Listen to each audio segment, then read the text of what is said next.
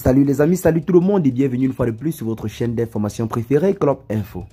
Aujourd'hui, on s'étape pour une nouvelle note d'information du côté du Mali pour vous présenter de très grosses révélations en ce qui concerne le conflit qui se tient depuis quelques jours dans la partie septentrionale du pays. Notamment celui qui oppose les forces armées maliennes et les alliés russes aux forces armées Touareg, notamment l'ennemi qui est appuyé par des puissances occidentales. Aujourd'hui, nous avons des preuves très palpables que nous allons vous présenter dans cette vidéo. Donc, toi qui es devant ton petit écran en ce moment, reste confortablement assis sur ton canapé ou alors sur ton fauteuil, car nous allons vous présenter dans cette vidéo des révélations très alléchantes. En effet, ces derniers 72 heures ont été marqués par un mécontentement pour tout le peuple malien et le peuple africain en général, notamment ceux de la zone de l'AES suite à l'embuscade tendue au Fama de façon très large par des terroristes du côté de Tinzaouaten, ce qui a fait de nombreux dégâts dans le camp allié. Notons également que dans le camp ennemi, ceux-ci ont reçu une vraie fessée venant de la part de nos vaillantes forces de l'ordre, même si cela ne semble pas suffire pour le moment, car une revanche est en cours de préparation pour les rappeler à qui appartient le territoire malien. Nous nous alignons derrière le peuple malien en ce jour pour cette triste et sombre époque de la guerre contre l'ennemi et nous demandons au créateur de l'univers de renforcer les soldats maliens dans leur acte de bravoure. Maintenant, revenons à nos mots et tons. Selon le vice-président de la Commission des affaires internationales de la Douma, Alexei Sheps, les pays occidentaux sont à l'origine de l'attaque contre le groupe privé Wagner ainsi que les alliés maliens qui combattaient dans la partie septentrionale du pays. Il a noté que les Français soutiennent activement les Touaregs et que l'américain PMC Academy Blackwater est présent au Burkina Faso et au Mali. Il coordonne et aide les Touaregs à mener toutes ces actions contre nos vaillantes forces de l'ordre, a clairement déclaré M. Alexei. Nous comprenons que derrière tout cela, il y a d'abord les Français qui provoquent et financent ces rebelles. Fin de citation, a-t-il clairement ajouté M. Alexei. Quand personnellement j'ai lu cette publication, je me suis dit qu'il s'agit des communications de mécontentement jusqu'à ce que je tombe sur cette image que vous voyez là sur votre petit écran.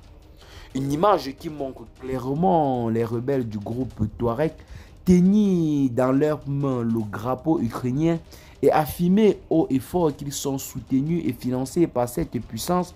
Une puissance qui du côté de l'Europe est également financé et soutenu ainsi que aidé par l'Occident en général. La guerre du côté du Sahel a pris un tournant majeur et les Occidentaux, ayant connu leur défaite cuisante dans la guerre russo-ukrainienne contre la Russie, reviennent pour prendre leur revanche sur la Russie du côté de l'Afrique, puisque la Russie s'érige depuis quelque temps comme un fervent défenseur des pays de l'AES, l'Alliance des États du Sahel, constitué du Burkina Faso, du Mali et du Niger.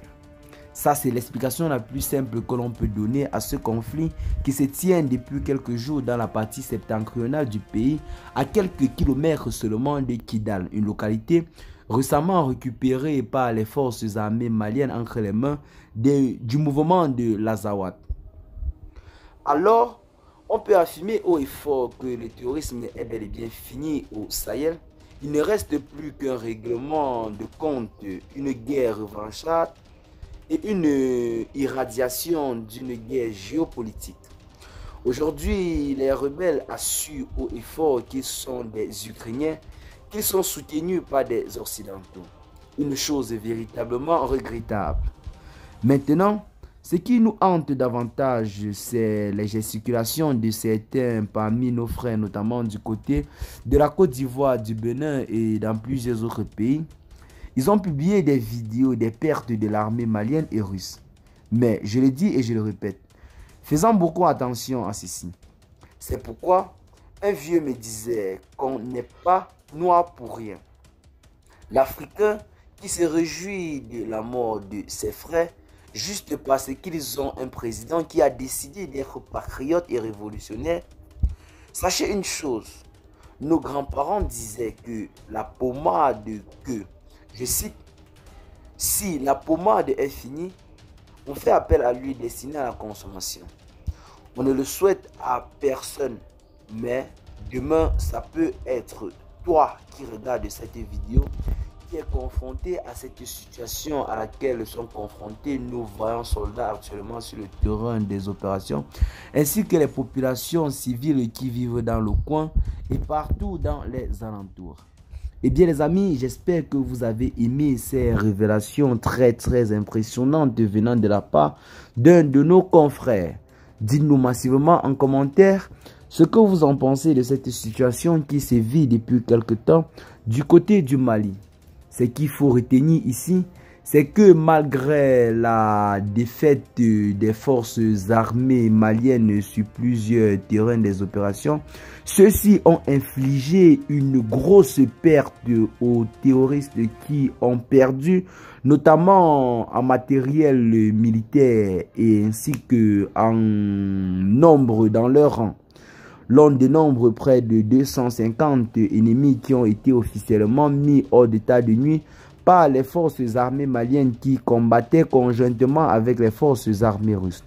Notons que la Russie, ayant pris acte de ce phénomène, a décidé d'envoyer du renfort ainsi que des missiles de très haute génération qui permettra de pulvériser ces forces du mal afin de les rappeler à qui appartient véritablement le Sahel.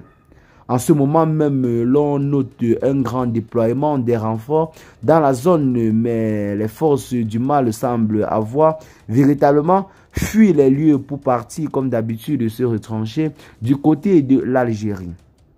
Eh bien les amis, avant de conclure cette vidéo, je vais appeler tous les pays frères et voisins du Mali et les pays du Sahel en général qui ont pour habitude de servir de base arrière aux terroristes qui troublent la quiétude des populations.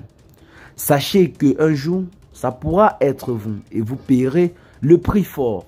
Nous ne le souhaitons pas pour les populations innocentes et civiles, mais nous le souhaitons vivement et activement pour ces dirigeants corrompus qui ne cessent d'appauvrir et de vendre l'Afrique moins cher. Eh bien les amis, l'Afrique n'est pas un pays pauvre ou alors un continent pauvre.